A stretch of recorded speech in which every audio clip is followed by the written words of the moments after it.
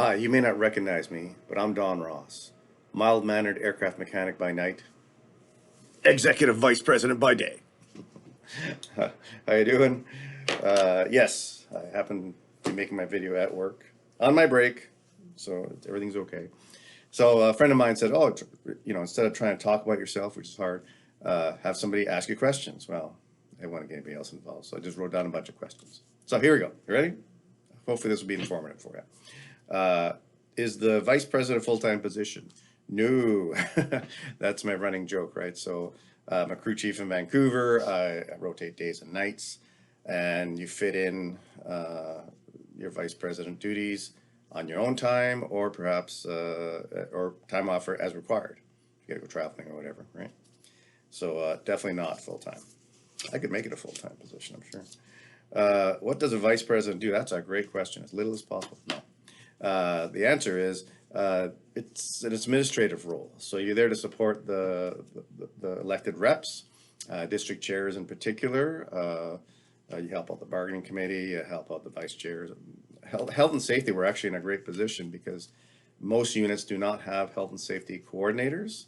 And we've got one in JTS and we got one at Jazz Line. So the health and safety coordinators take care of the health and safety guys. So they have somebody who's one of them, as it were, who's really health and safety focused. So that's, I find that really helpful, and they can really relate to them. And so it takes a load off the vice president in our case. Other vice presidents in other regions, nope, they don't have that. So we're quite lucky that way. But the vice president, like I say, it's an administrative role. You're there to uphold the bylaws and the Constitution, expenses, time off, training, all the stuff that's covered there. So what's the difference between a vice president and executive vice president? Great question. So I am the executive vice president. That's just a bigger title with more work and no pay. So that's the usual, right? Yeah, the executive vice president in particular is there if the president goes off sick or is injured, away, whatever, for a period of time, they take over. I've done it twice in my career. I've been president of local twice. But it's seamless and it's quiet. We don't make a big fanfare of it because usually it's not for a good reason. They've had a death in the family or they're sick themselves. So we just quietly take over and just things run as they should, right? That's the whole purpose. It's not to say, oh, the executive vice president is great, look at him go. No, it's to make sure the local's being run correctly, right? What are the bylaws and constitution? Well, the bylaws are the rules that govern the local. So this is how we run the local. Whereas here at my workplace, I have a contract, right? And it says how things are going to go. In the union world, we have local bylaws, and they say how our union is going to be run at the local level. The Constitution, think of it as the federal government, is the larger body that looks at all the locals. There's about 700 locals in Unifor, and we're one of them. We're a local 2002. So we're one of, I think, 700 or so, right? So anyway, those are the rules that we follow, right? That they say that sets the expense guidelines, etc. Why does Jazz have their own vice president? Another great question. Well, you got to go right back to the beginning. When they formed Local 2002 in, yes, 2002, that they brought, all the regions were separate, right? And we were just coming together. And we didn't want to be separated. We said, no, because originally they wanted us to just be by region. Each region, Western, Pacific, Atlantic, they would all have their own vice presidents. But we said, no. We worked too hard to become together. So we didn't want that. So we said, no, if you want us to be part of your local, because we could have formed our own local, like Air Nova already had a local, right? So, but anyway, the decision was made, no, we'll give you guys your own vice president. How's that? So you have a seat on the executive board. We also did it for the Jazz CSA. So they have I have a counterpart in the Jazz CSA world. So Jazz has two vice presidents, one for the maintenance side and one for the CSA side. But that's going back to 2002, like I said. I was the first one in, and I've been in pretty much ever since. Why does the executive board have liaisons? I haven't talked about the executive board much, but the executive board has to meet 4 times a day, according to the bylaws, 4 times a day, 4 times a year, and so quarterly, and just the day-to-day running of the local, what decisions we're going to make, what directions we're going to take, that sort of thing. But there are committees out there that anybody can run for.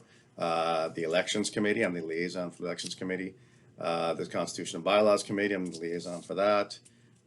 Each unit seems to have their own pension committee, so I'm the liaison for that as well. Why do we have liaisons? And somebody just asked me that the other day because from the national, because other locals don't have it. But we found that people who joined committees, they had great intentions and they're really good at it, but they're not good at scheduling meetings. They're not good at meeting deadlines. They're just not everybody. Some are really fantastic and self-starters, but it was just to give them some guidance because they get into these positions, they don't know what to do. So that's the role of liaison, to kind of help guide them and be, and kind of be the bridge between the executive board and them.